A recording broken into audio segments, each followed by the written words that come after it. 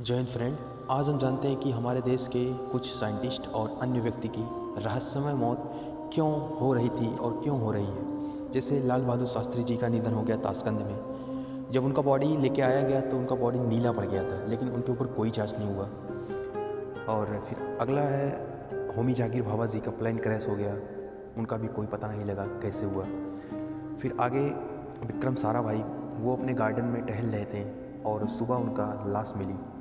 ठीक है। फिर आगे और भी जैसे महान क्रांतिकारी जैसे राजीव भाई दीक्षित जी का, उनका भी निधन हो गया और पूरा बॉडी नीला पड़ गया था, लेकिन उनके ऊपर कोई जांच नहीं हुआ। अचानक उनका बॉडी ले जाके जला दिया गया, कोई जांच नहीं हुआ।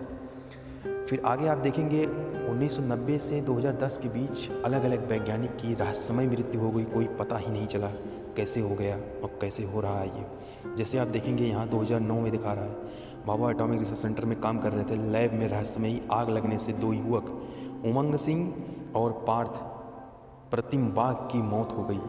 अचानक मौत हो गई, कैसे कोई पता नहीं लगा, आग लग गया। 2010 में आप देख सकते हैं इंजीनियर थे, शव उनके घर पे मिला। 2010 में आशुतोष शर्मा और सौमिक चौधरी फांसी लगाकर आत्महत्या की। तो और आगे भी देखेंगे 2010 से 2025 के बीच में अलग अलग वैज्ञानिक की रहस्यमय मौत हो गई। आप यहाँ पढ़ सकते हैं, देख सकते हैं। जैसे 2015 में रिपोर्ट आई कि वैज्ञानिक की आरटीआई हवाले के खबर के अनुसार 4 वर्ष में 11 परमाणु वैज्ञानिकों ने असामान्य परिस्थितियों में मौत हुई। ठीक है। 2011 से 13 के बीच में आप देख सकते हैं के जोशी और अभिष शिवम विशाखापट्टनम में रेलवे ट्रैक पर मृत पाए गए। तो आप ये देख सकते हैं कि अचानक हमारे देश में जो भी साइंटिस्ट हैं उनका मृत्यु रहस्यमय क्यों हो जा रहा है, मतलब इसके पीछे कौन जिम्मेदार है। यहाँ रहस्यमय षड्यंत्र के सिद्धांत कुछ कॉन्स्पिरेसी थ्योरीज दिया गया है, जैसे CIA ISI की भूमिका। मीडिया रिपोर्ट में अंदेशा जताया जा रहा है कि मौतों के पीछे अमेरिका की खुफिया एजेंसी CIA या पाकिस्तान की ISI हाथ हो सकते हैं, जो भारत के परमाणु और अंतरिक्ष कार्यक्रम को धीमा करना चाहते हैं। पोस्टमार्टम ना होना, जांच में सुस्ती, ये भी देखिए इस पर बताया गया है कि परिजनों का आरोप लगा कि वैज्ञानिक फिट थे और उनका अचानक मौत आत्महत्या बीमारी बताकर ये टाल दिया गया। ठीक है। फिर आगे भी देखेंगे, जैसे प्लेन क्रैश हो गया।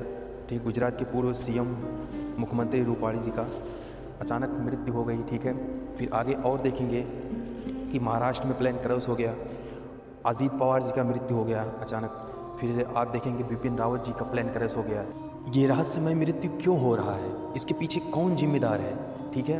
कोई ब्लैक बॉक्स काम नहीं आता, ना ही कोई एजेंसियां जो अपना रिपोर्ट प्रस्तुत करती हैं उनका कोई रिपोर्ट काम आता। अलग अलग जो एजेंसी है उनके ऊपर प्रेशर बना के, दबाव बना के, पैसा खिला के उनका रिपोर्ट जो है वो जांच ही चेंज करवा दिया जाता है। और जो भी प्लेन क्रैश हुए, ब्लैक बॉक्स मिला, उनका जो सीक्रेट था उसको छुपाया जाता है और जनता में कुछ और प्रस्तुत किया जाता है तोड़ मड़ोड़ के। मीडिया दिखाती नहीं। पहली बात, मीडिया को सरकार जो है हायर करके रखती है, सरकार पैसा देती है, जो सरकार कहेगी मीडिया वही बोलेगी। तो बात ऐसा है कि आप मौजूदा सरकार जो है अगर उसके खिलाफ कोई रिपोर्ट प्रस्तुत कर रहे हैं या उनके पॉलिटिकल पार्टी में या पॉलिटिकल सिस्टम में कोई आप रुकावट या व्यवधान उत्पन्न कर रहे हैं, तो सरकार आपको जल्द से जल्द या तो मार डालेगी या तो उस पद से आपको पूरा हटा देगी।